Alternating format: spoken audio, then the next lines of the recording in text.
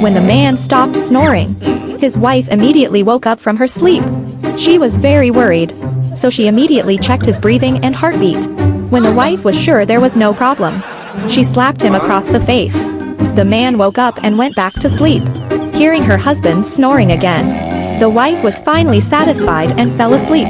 The husband understands how hard it is for his wife to take care of the children. So when the wife was lying on the floor because she was too tired, when he came home from work, he didn't do anything.